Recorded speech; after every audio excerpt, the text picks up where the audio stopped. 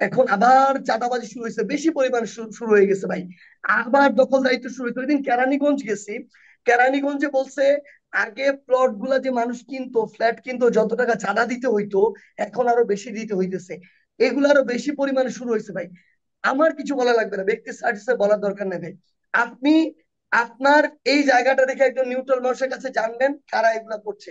যদি আমার নাম বলে ভাই তাহলে আমি আমি মেনে নিব, কিন্তু আপনি জানার চেষ্টা করবেন যে কারা এগুলা করছে। সাধারণ মানুষ খুব ভালো করে জানে কারা এগুলা করছে। আমরা শুধু যে জিনিসটা চাই এটা না।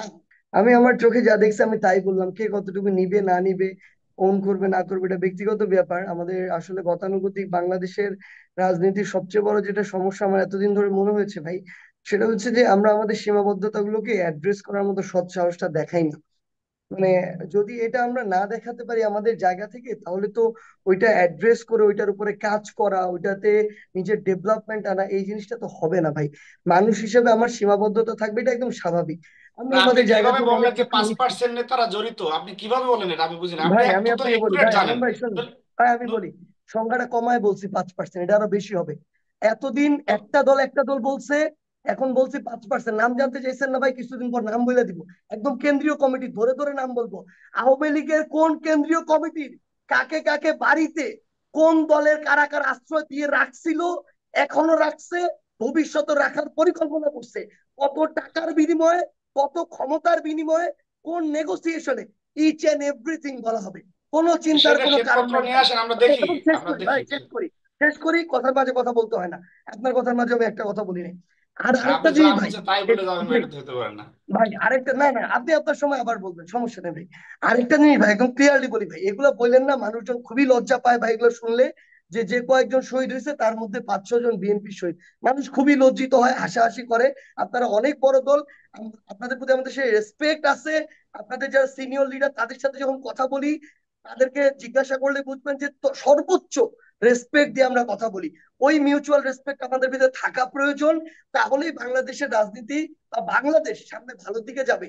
এই রাজনৈতিক দলগুলা বা ব্যক্তিদের মধ্যে যদি এই মিউচুয়াল রেসপেক্ট না থাকে, তাহলে কখনো ভালোর দিকে যাবে না ভাই। কিন্তু যখন আপনি ওই ক্লাস 6-7 এর একটা ছেলেকে ওই লিস্টে আপনার ঢুকায় দিবেন, তারপরে বলবেন এ বিএনপির, বা এমন একজনকে ঢুকায় দিবেন যার পরিবার জামায়াতের সাথে সম্পৃক্ত, এটা দিয়ে প্রকাশ করবেন এবং এটা বলবেন, মানুষজন হাসাহাসি করবে। এগুলো বলবেন না ভাই। আমরা যদি এরকম বলি ভাই, আমরা 20 তারিখে, 20 জুলাই আমরা সরাসরি আপনাদের হাইকমান্ডের সাথে যোগাযোগ করছিলাম ভাই, যে আমরা বড় কিছু ভাবতেছি, খুনের পর খুন হচ্ছে। আমাদেরকে বলা হয়েছিল আমরা এখনো শেখ হাসিনার পতন নিয়ে ভাবছি না, এভাবে বলা হয়েছে ভাই 20 জুলাইয়ের দিকে। তো এগুলো আপাতত বললেন না ভাই, আমরা বলা শুরু করলে অনেক কিছু বলে ফেলবো। এক আস্তে আস্তে দফা বলবেন, এক লিখবো, দফা সমস্যা নাই ভাই। ঘোষণার জন্য আমরাও তো কথা ভাই বলছি ভাই ভাই, প্লিজ, হয়তো বা আপনার সাথে বলি না, অন্য আপনার জনের সাথে ভাই বলছি। আমি একটা কথা জিনিস তো বলি, বলছি, আবার এক আরেকটা দফার জিনিস ঘোষণার জন্য ভাই। সর্বোচ্চ প্রেসার আমরা দিয়েছিলাম। এগুলো আপনি হান্নান এটা জিজ্ঞেস করেন, আপনি ভাই ইয়ের ভাই ইয়ের একটু সাথে আসি কথা ভাই। বলেন। এক দফা ঘোষণার ভাই জন্য আমরা প্রেসার দিই না। ভাই একটু বলি ভাই, শুধু আপনারা না ভাই, জামায়াত বলি, শিবির বলি, সিভিল সোসাইটি বলি, অন্যান্য যারা আছে, সকলেই তাদের জায়গা থেকে এই আন্দোলনে বিভিন্ন ভাবে সাপোর্ট দিছে, সমর্থন করছে। নো ডাউট ভাই, আমরা তো একবারে বলি নাই। আপনি একটু আগে বললেন 16 বছর অস্বীকার করতেছি, না ভাই আমি কিন্তু এটা বলি নাই। আমরা আমাদের জায়গা থেকে যেটা বলছি, যে 16 বছরে সবার আলাদা আলাদা স্ট্রাগল ছিল, এটা আমরা স্বীকৃতি দেই। আমরা যে একটা ঘোষণাপত্রে রাফ করছিলাম, সেখানেও এটা ছিল ভাই, নো ডাউট, কোনো সমস্যা নাই। বাট ফ্যাক্ট হচ্ছে আমাদের জায়গা থেকে 16 বছরে যে জিনিসটা হয় নাই ভাই, 36 দিনে একটা ওই তরুণ সমাজ বলেন, ছাত্ররা বলেন, যাই বলেন না কেন, 36 দিনে তারা সামনে থেকে, পিছনে সবাই ছিল, দ্বিমত নাই, কিন্তু তারা সামনে থেকে 36 দিন এটা করছে। এটা স্বীকার করার মতো এবং তাদের প্রতি ওই রেসপেক্টটা শো করার মানসিকতা আমাদের থাকতে হবে। এবং সেটা তো আমরা আমরা আমাদের শতভাগ জায়গা থেকে স্বীকার করি অলওয়েজ, ভাই, কি বলেন? ভাই আমরা এটা তো ভাই প্লিজ, ইসমাইল সম্রাটের ভাই বক্তব্য ছিল ওইটা, আমি তো আপনি বলি নাই। আপনাদের সেই আপনারা জাতীয় বীর, ভাই আপনি আপনারা অবদান কথার রাখছেন, মাঝে এগুলো তো বললে আমরা ভাই স্বীকার আমি করি আমার ভাই। ফ্লোটা হারাই। ঠিক ভাই আছে, আমার হ্যাঁ। যে ধরেন একটা স্পিচের কনসিকুয়েন্স আমি রেডি করছি, এটা আমি হারাই ফেলি ভাই। জি তো এটা জি আমি জি শেষ করে আপনি, সাইফুর ভাই আপনি অবশ্যই আমান ভাইকে আরেকবার সুযোগ দিবেন। জি আচ্ছা, জি। তো যেই জায়গা থেকে ভাই বলছিলাম যে মানে এই যে বিষয়গুলা, সবার কন্ট্রিবিউশন না হইলে ভাই, আপনি যে বললেন একজন রিক্সা চালক, সে রাস্তায় না নামলে এই আন্দোলন সফল হইতো না ভাই। সবাই নামছে, গার্মেন্টস কর্মী থেকে শুরু করে ইচ এন্ড এভরিওয়ান, এই জন্য সফল হয়েছে। বাট এখন এটার গড়ার জন্য আবার সবার কন্ট্রিবিউশন দরকার।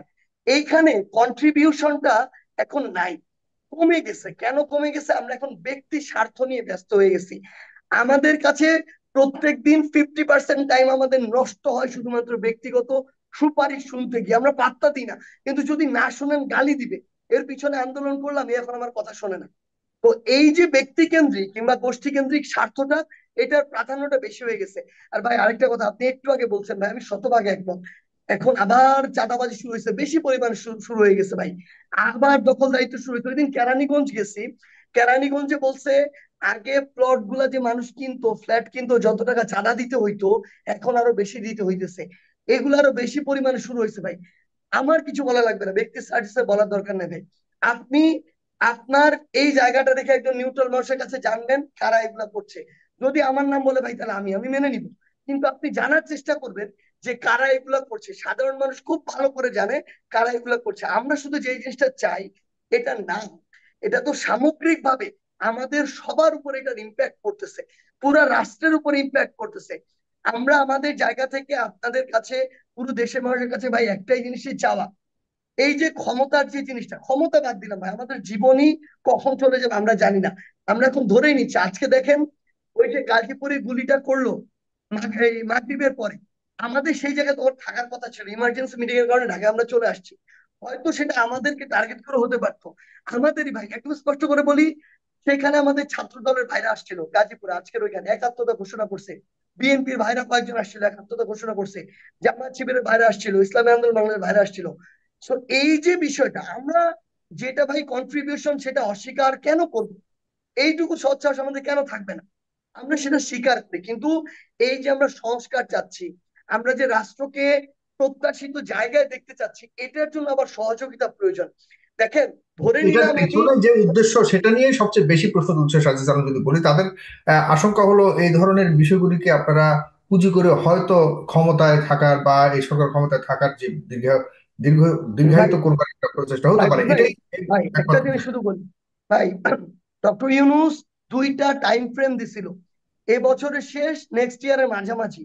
আবার ডক্টর ইউনূস কয়েকদিন আগে, দুই একদিন আগে আবার একটা টাইম ফ্রেম দিল, এ বছরের শেষ। আপনি শুধু একটা জিনিস বলেন, বৈষম্য বিরোধী ছাত্র আন্দোলন কিংবা জাতীয় নাগরিক কমিটির জায়গা থেকে অফিসিয়ালি এটার বিপক্ষে একটা স্টেটমেন্ট গেছে যে না, এই বছরের শেষে হওয়া যাবে না, আরো এক বছর পরে হইতে হবে? স্টেটমেন্ট যায়নি, কিন্তু সিঙ্গেল এই একটা চিত্র তো স্টেটমেন্ট। দেখা যাচ্ছে না যে আপনারা সংস্কার শুরু করেছেন সেটা আগামী এই সময়ের মধ্যে শেষ করতে পারবেন, যেটি গত 6 মাসে দেখা যায়নি। আগামী 7-8 মাসে এগুলি কমপ্লিট করতে পারবেন, এরকম ভাই আস্থা তো রাখা মানে, যাচ্ছে না। ভাই একটা জিনিস আমি বলি ভাই, সরকার, আমরা কখনো প্রত্যাশাই করি না যে যে যে সংস্কারগুলো এই মুহূর্তে বাংলাদেশের প্রয়োজন তারা 6 মাস বা এক বছরে করে যাবে, এটা সম্ভব না ভাই। আমরা আমাদের জায়গা থেকে বিগত 6 মাসে এরকম স্ট্রং ভয়েস দিয়ে কথা বলি নাই, কারণ পুরো একটা রেজিমকে আগে ভাঙতে হয়েছে, এরপরে সেটাকে ধীরে ধীরে গড়তে হয়েছে। আমরা মনে করি এই যে সুপ্তাবস্থা, এটা 6 মাসে শেষ। আমরা মনে করি এখন আমাদের ভয়েস রেজ করতে হবে এই কারণেই, কোনো না কোনো ভাবে অভ্যুত্থানের সামনের সারিতে নেতৃত্বে থাকার কারণে এই হুম। সরকারের ব্যর্থতা কিংবা সফলতা, দুইটারই দায়ভার আমাদের উপরে কিছু না কিছু আসে। আমরা আমাদের জায়গা থেকে চাই যে ফোর্স ক্রিয়েট করে হোক, চাপ দিয়ে হোক, বিগত 6 মাসে আমার 24 জন উপদেষ্টা এরকম 24টা কাজ করুক, যেটা আমি আগামী যতদিন বাঁচবো অন্তত গর্ব ভরে বলতে বলতে পারবো যে এরকম একটা সুযোগ পেয়েছিল, এই কাজটা হয়েছে। এই জন্য আমাদের জায়গা থেকে হয়তো এই 6 মাসে বা এক বছরে বা দেড় বছর সবকিছু হবে না, স্বাভাবিক। যতটুকু হবে ততটুকু তো আমরা আমাদের জায়গা থেকে করতে চাই। এটা তো এই অভ্যুত্থানের আকাঙ্ক্ষা ছিল। আমাদেরও হুম। তো আমাদের জায়গা থেকে এই মানুষগুলোর সামনে গিয়ে দাঁড়াতে হবে যারা আমাদের ডাকে আন্দোলনে নেমেছিল। সেই চাওয়া থেকে ভাই, যেমন এখন আমান ভাইরা কিংবা সম্রাট ভাই কিংবা মারুফ ভাই বা যারাই আছেন এখানে, সবাই যেমন তাদের জায়গা থেকে সরকারের যৌক্তিক সমালোচনা করছেন, এটা করছেন ভাই প্রত্যাশার জায়গা থেকে, হুম। অভ্যুত্থানের যে প্রত্যাশা, আমরাও সেটা থেকেই করছি। এই কারণে যৌক্তিক সমালোচনা করছি। কিন্তু ভাইদের সাথে আমরাও এই জায়গায় একমত, আজকে রিজভী সাহেব এই কথা বলেছেন যে সরকারকে আমাদের সামগ্রিক বাংলাদেশ রাষ্ট্রের স্বার্থের জন্যই টিকিয়ে রাখতে হবে। তো সেই জায়গায় আমাদের সমালোচনাও ততটা যৌক্তিক হওয়া প্রয়োজন, যতটা যৌক্তিক হওয়া উচিত, যতটা প্রাসঙ্গিক। করার জন্য করবো এমনটা না। আজকে আমাদের মনে হয়েছে আমরা 10টা জায়গায় দৌড়া এরকম একটা অ্যাকশন টিম করা প্রয়োজন অনুভব করেছি বলে আমরা দৌড়েছি।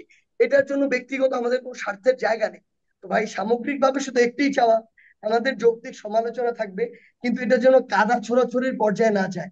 আমাদের যৌক্তিক সমালোচনা থাকবে, এটা যেন খুব রেডিকাল না হয়, মানে এক লাইনে একটা কথা বলে দিলাম আর কি, এরকম যেন না হয়। আমাদের বাস্তবতা একটু চিন্তা করতে হবে। বাইরে থেকে বলা আর সিস্টেমের ভিতর থেকে ওয়ার্ক করানো দুটো এক জিনিস না।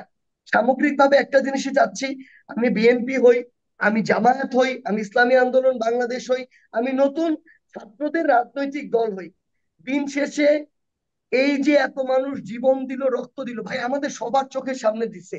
এখানে যে ভাইরা আছে তারাও চোখের সামনেই দেখছে, আমরা মনে করি এই মানুষগুলো, এই পরিবারগুলো, এই জেনারেশনটা যেন আশাহত না হয়। আমরা দয়া করে সেটার জন্য কাজ করি।